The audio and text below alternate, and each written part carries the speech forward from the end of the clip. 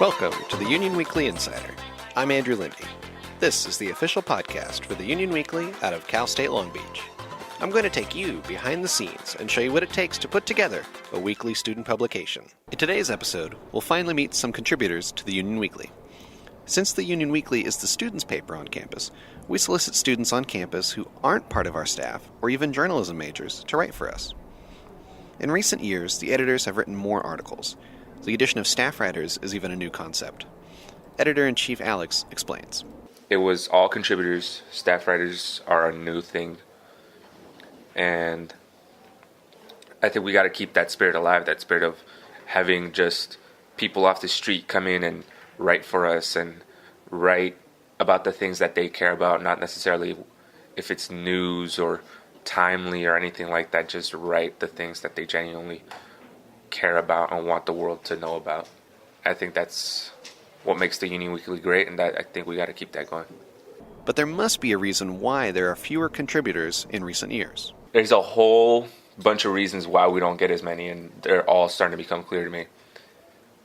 One of the biggest ones is there's a lot of confusion online as to when our meetings are, either through social media or on the website, which I didn't even know we had the meeting times listed on any of the pages, because that website is god-awful.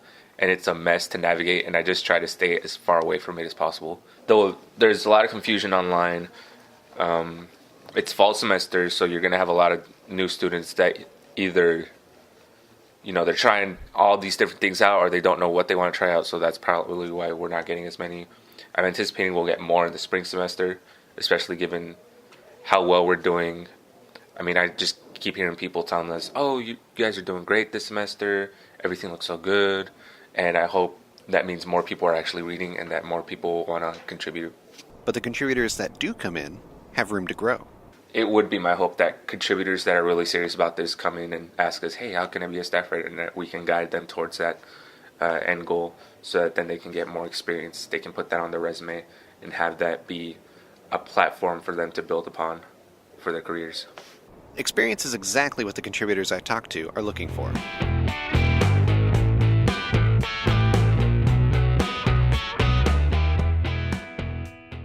Let's meet Natalie.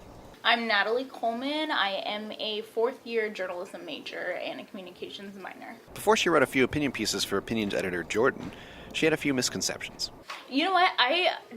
To be honest, I thought that the Union Weekly and the Daily 49er were, pretty connected. I didn't know that you guys were on opposite sides of the campus at all, and so that was new to me. And so I just know that, more people were saying, oh, I write for the Union Weekly. Yeah, I like the Union Weekly. And, even, knowing Jordan and having him, be in the Daily 49er class and now with the Union Weekly, it kind of shows that, you are more welcoming than, what a typical newsroom, chaotic daily paper would be. The Daily 49er is part of the journalism department, and some students take a class dedicated to writing for them.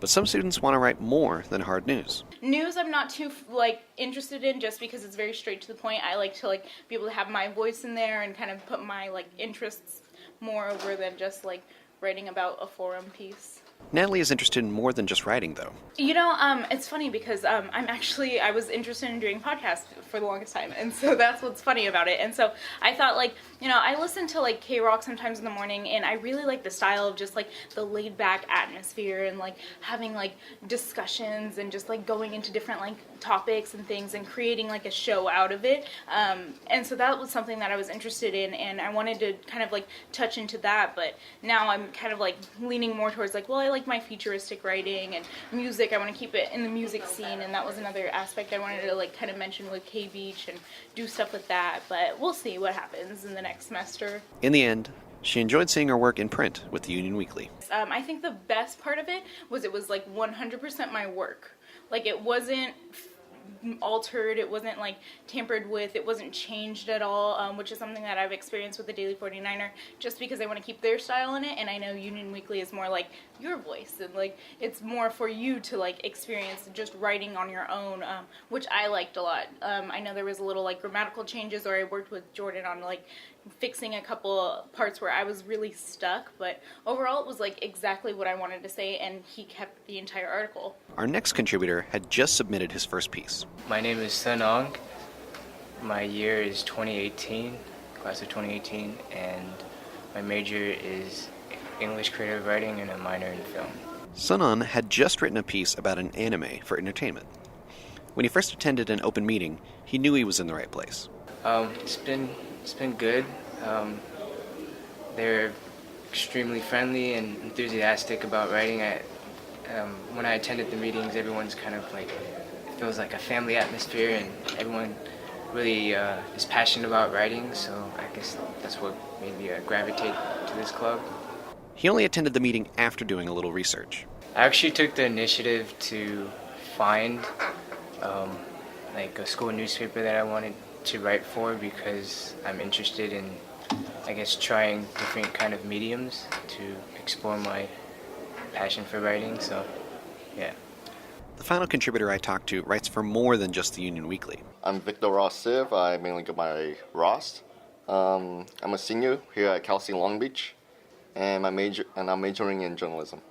Ross writes for the Daily 49er as well. I mainly write for them because I took like a Daily 49er class, and obviously I'm slightly more biased towards them. I'm sorry. I also write for them because I've seen more people around campus reading the 49er, and people usually come up to me and say, hey man, I read your article. And usually when I was working for the 49er, I had to interview this police officer on a weekly basis because I was doing crime beat. And yeah, he always talks to me about the crime beat articles or any of the articles I've written, and that kind of motivated me to continue working for the 49er. And before that, he wrote for Dig magazine. I worked with Dig before I began working for the 49er, but I wasn't too big of a fan working for Dig because Dig is more like a monthly thing. And usually, when I get deadlines, so for Dig, since it's monthly, it takes a lot longer to work on an article, but usually most articles are piss easy to work on. And I work for the 49er because I want to challenge myself and trying to be timely with getting the articles, because obviously if you're going to pursue a career in journalism, you gotta be quick and be snappy on it. So I wondered why he even came over to write for the Union Weekly. Because Union Weekly, I just want to expand my horizons and see how the Union Weekly works. Plus I heard that you guys need a lot more writers, more contributing writers, so I thought, might as well. Since he'd experienced writing for both papers, I wanted Ross's take on the differences between the two. Yeah. Well, I read some of the esports articles, and compared to the 49ers articles, Union Weekly is more lax, I have to say. Well, how do I put it this way? The Union Weekly, how do I put it this way without offending you?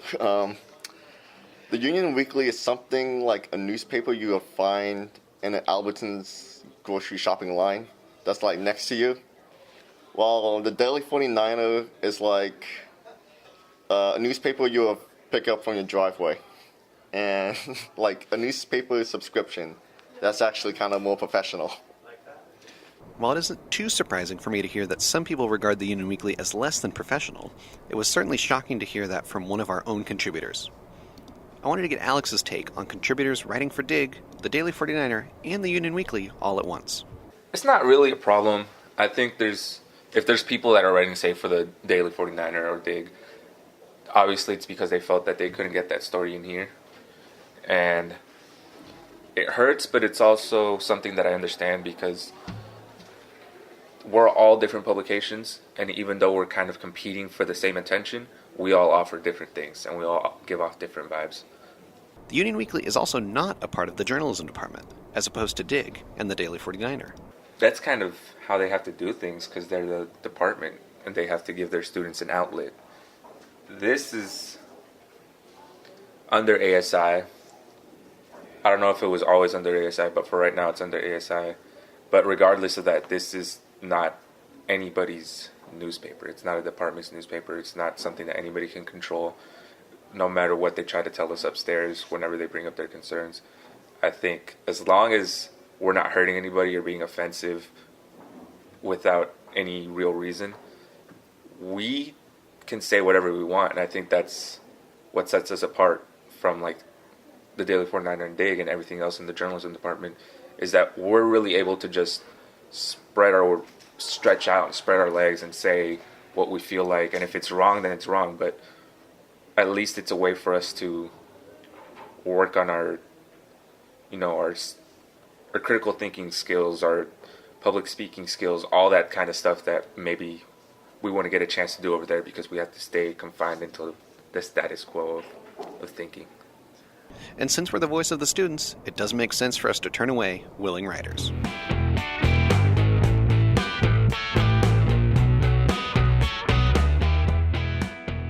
Those are just a few of the contributors who write for the Union Weekly. Some of the contributors I asked were just too shy to be interviewed. If I can change their minds, then you'll hear them on a future episode. Stick around after the credits for some fun moments and hints at future episodes. Thank you for listening to the Union Weekly Insider.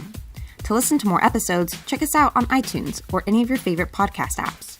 New episodes of this podcast drop every Wednesday during the semester. Special thanks to multimedia assistant Allison Meyer, that's me, for additional editing and recording. Our multimedia manager is Andrew Lindy. Music in this episode is from the YouTube audio library. You can find issues of the Long Beach Union Weekly online at lbunion.com and on Medium.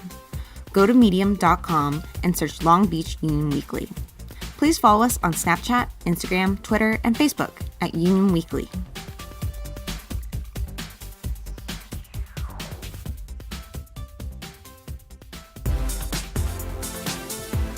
Next time on the Union Weekly Insider. I'm getting this erotic feeling the way you're looking at me. I'm not too sure if I'm comfortable with it. I value your opinion in a lot of things. Not that. She climbed on him like a monkey and then slid down the slide before him. It happens a lot. You're working with somebody a lot. You see them all the time and you end up, just start liking them.